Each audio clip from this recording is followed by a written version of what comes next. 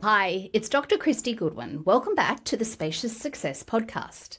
There's a thought that I hear surprisingly often, sometimes after keynotes, in coaching sessions, or over a conversation with a friend.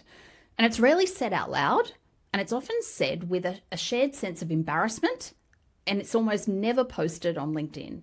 It usually sounds something like this. Sometimes I wish I'd just get sick for a week so that I could rest. Not seriously sick, just enough so that the world could stop asking questions of me. Enough to step off the treadmill without having to explain why. And sometimes, when women are really honest, enough to land in hospital for just a few days, just to be unburdened, just to have no one need anything from them for a moment in time and without the guilt. A recent article in the Australian Financial Review explored exactly this concept.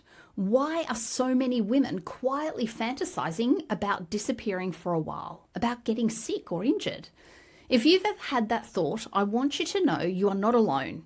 And I find that just saying that out aloud to a woman, I sometimes hear the sigh of relief, because many of us have quietly questioned our mental health for even having that particular thought. I want to say from the outset, it may be common, but it's not normal to feel like this.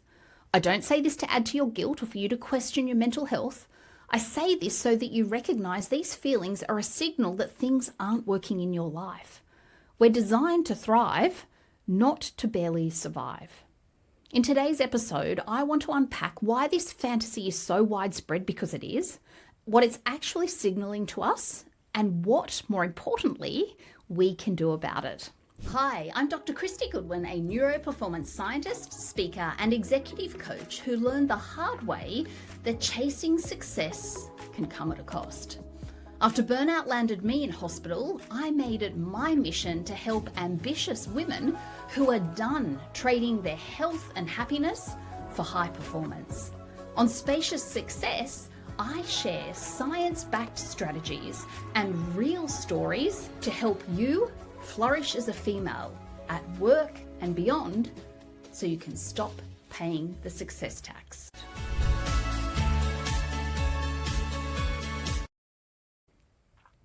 A few months ago, I was working with a coaching client. She was, and is, brilliant, warm. She's quietly hilarious. She runs operations for a fast-growing tech company. She had a full plate before her recent promotion, and by the time we started working together, the plate, well, let's say it had become a banquet table. In one of our coaching sessions, she said something that stopped me in the middle. "Kristy, I keep having this fantasy," she said. She looked around. "I imagine getting a mild case of food poisoning. Nothing hospital worthy, just enough that I have to stay in bed for 3 days with no one needing anything from me. No one asking for anything, no meals to make, just legitimate permission for me to do absolutely nothing." And she laughed when she said it. And she also clarified that this wasn't a drastic measure to lose weight, but there was something underneath that laugh. Relief at naming it. Recognition that it was real. A pang of guilt for verbalizing something that she deep down knew wasn't right. And this woman is not alone, not even close to being alone. I hear versions of this in coaching sessions constantly. Friends often confess to me over dinner, and I certainly hear it in conversations with delegates after keynotes. "I wish I could get a mild concussion so I'd have a reason to rest," is something someone said to me just a couple of weeks ago.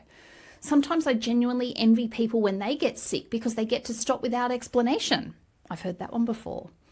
"I drove past work last week hoping for a small fender bender. Nothing serious, just something that would have me have to go home and rest."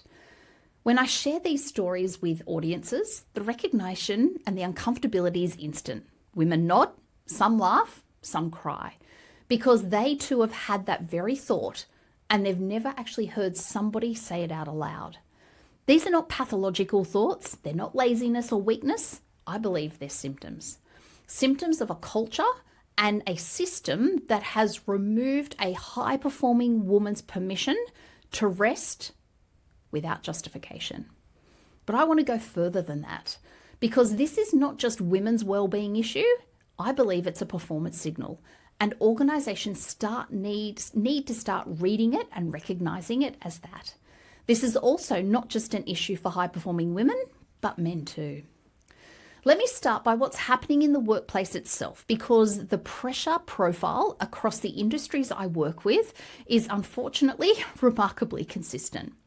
I tend to work in organizations like law, finance, professional services, consulting, real estate, high cognitive load, constant digital interruptions, back-to-back meetings, decisions with real financial and reputational consequences.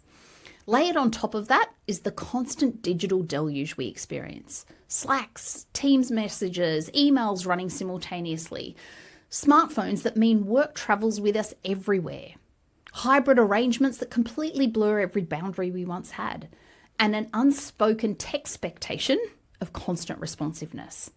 We've engineered workplaces for speed, availability, and output, but we haven't paused to think about what our brain and biology needs for sustainable performance.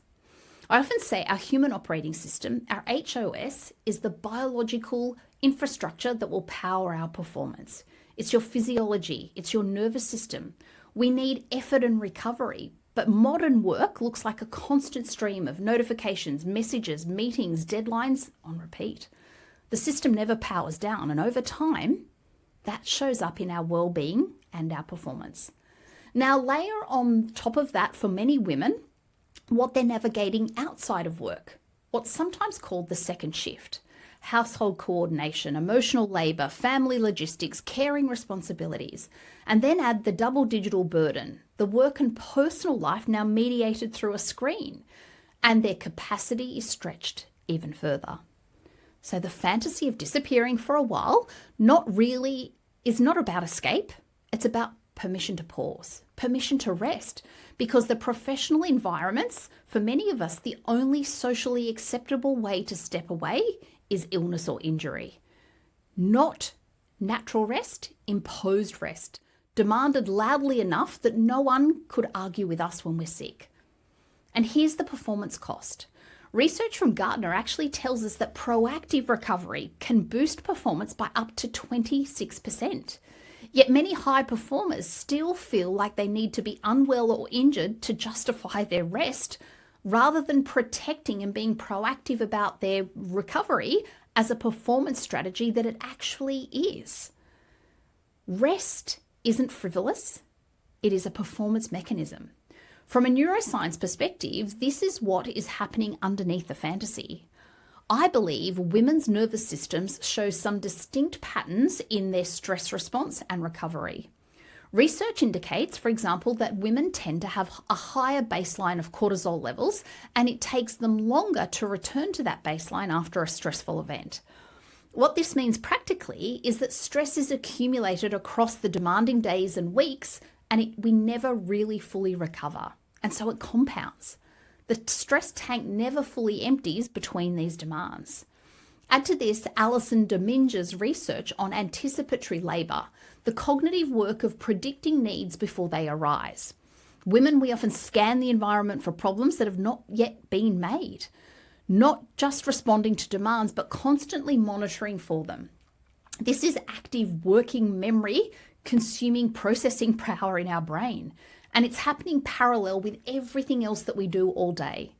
Layer on that our cyclical biology as women, and we have changes in our energy, our focus, our recovery needs. They vary according to our circadian rhythms, and they measure and change on our monthly hormonal rhythms too. We are built for cycles, yet most workplace structures treat all hours as equivalent. Our biology does not. Your biology and your body and your brain is sending signals that you need to rest. I'm depleted. I can't keep running at this pace.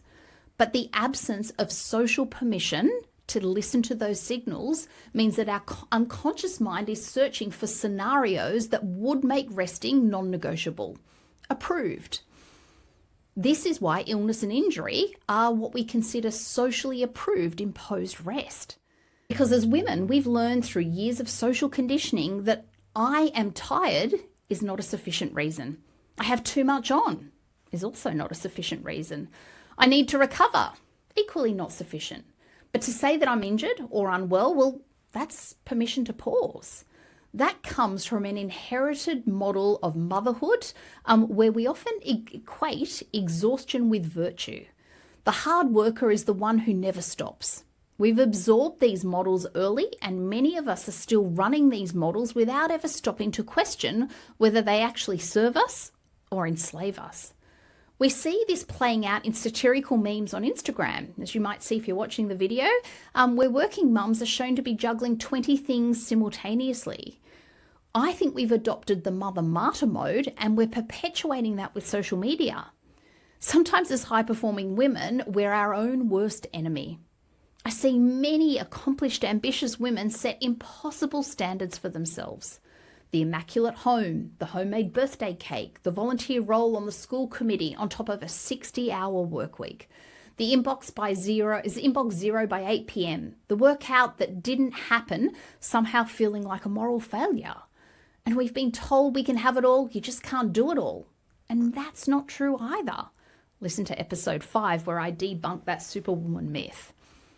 There is a quote that I often share in keynotes that tends to stop women in their tracks. It's from Nicola Jane Hobbs, who's an author, and it goes like this. Growing up, I never knew a relaxed woman. Successful woman, yes. Productive women, plenty. Anxious and afraid and apologetic women, heaps of them. But relaxed women? At ease women? Women who don't dissect their days into half-hour slots of productivity? Women who prioritize rest and pleasure and play? Women who aren't afraid to take up space in the world? Women who give themselves unconditional permission to rest? Without guilt? Without apology? Without feeling like they need to earn it? I'm not sure I've ever met a woman like that, but I would like to become one. The reason this lands so hard that it's not just recognition, it's biology. We're wired to copy the women around us. Mirror neurons in our brain mean that the neural circuits fire when we perform an action what we have observed someone else performing. It's a core mechanism of social learning. We do not just intellectually absorb the behavior of the other women that we grew up with and we're watching, we internalize it at a neurobiological level. The women who modeled success for us were often perpetually exhausted, perpetually busy, perpetually the last one on their list. And it is a pattern and a belief that we perpetuate. It's embedded in how our brains learn to operate, and changing it requires more than just insight. It requires deliberate and repeated exposure to a different model of success, what I call spacious success. I want to gently remind you that something can be common without it being normal. When capable, high-performing women are fantasizing about being ill or injured as the only route to rest, that's not a resilience problem. It is a design problem in how we work. It's speaking to systems that are completely misaligned with how humans can sustain their energy, their attention, and their decision-making capacity. I call this working out of sync with our HOS. And when we override our HOS long enough, the system pushes back. Sometimes through burnout, sometimes through poorer decision-making, reduced focus, increased reactivity. This is why we snap at our partner over the most trivial of things. Maybe it's declining performance over time. The organizations that will outperform in the next decade are the ones that are not pushing their people harder. They are the ones that are understanding how humans actually perform and designing work accordingly. 3 things that you can do with this, whether you are navigating it yourself or whether you are perhaps leading a team. The first one is to reframe rest as a performance type of infrastructure. It's not a reward. In my keynotes, I often say that rest is a right and a responsibility. It's not a reward. The most important shift I see in my coaching clients is this, because everything follows from it. Rest is not something that you earn through sufficient productivity. It's actually what makes productivity possible in the first place. Your brain consolidates learning during sleep. Your nervous system recalibrates during regular and genuine downtime. Your prefrontal cortex, that CEO or air traffic control system of your brain, it really only has a 4 to 6 hour battery life. So you need to unwind. You need to digitally disconnect. This is not an indulgence. It is a professional responsibility. It is not a luxury. Proactive recovery is not a nice to have. It is a measurable, crucial performance lever. The second is to build micro recovery architecture into your days. A 3-hour visit to a day spa is a nice to have, but it's not achievable for many women to do consistently. It cannot compensate for a sustained absence of daily recovery. Research tells us that what works are what I call piccolo breaks, 2 to 10 minute breaks where you pause. A walk outside at midday, sighing between meetings, sitting in your car for 5 minutes before you walk into the house, closing your eyes for 30 seconds between your virtual meetings, not to sleep, but to give your occipital lobe, which processes all the visual input from screens, a much needed break. These aren't indulgent habits. They give your nervous system time to reboot, and it stops the accumulated depletion that leads us to fantasizing about getting sleep. Follow the Nap Ministry on Instagram or read Nicola Jane Hobbs' excellent book called The Relaxed Women. Links to both of these are in the show notes. And the third is to practice what I call a rest rebellion. Start small. Take a break, not because you've cleared enough from your to-do list, not because you've earned it, but because your body is asking for it. Leave work on time without explaining why. Say no to one thing this week without a detailed justification. These will feel uncomfortable at first, and that discomfort is information. It tells you exactly how deeply the permission structure has been embedded into your biology. And every small act of rest will start to help you rewire those neural pathways. For leaders, stop asking how can we get more out of our people, but instead how can we design work where people can sustainably perform. That means clear digital boundaries, real flexibility, not rewarding or promoting people who exhaust and burn themselves out. Recovery that's genuinely built into the rhythm of work, and cultures where rest isn't requiring an illness or an injury. We need leaders walking the talk and sharing what they do to recover. Because when high-performing women are quietly fantasizing about getting sick just to get a break, that's not a personal issue. It's a loud system signal, and you need to listen to it. This week's power up is that you need one permission-free period to rest. Identify one moment in the next 5 days where you will rest simply because your body's asking for it. Not because you've earned it, not because you are sick, just because rest is a biological right and not a reward. Notice what comes up when you try. The urge to justify it or to end it quicker, the guilt that will arrive uninvited, the sense that you should be doing something else. The discomfort is your permission structure pushing back. And that's exactly what needs to shift. I run a group performance program called Amplified, and this takes this conversation into organizations with neuroscience. We use wearable data and practical frameworks to help people build environments where high-performing women and men can actually sustain performance over time. If your team needs this conversation, please reach out via my website. I'm Dr. Kristy Goodwin. Thank you for listening to Spacious Success.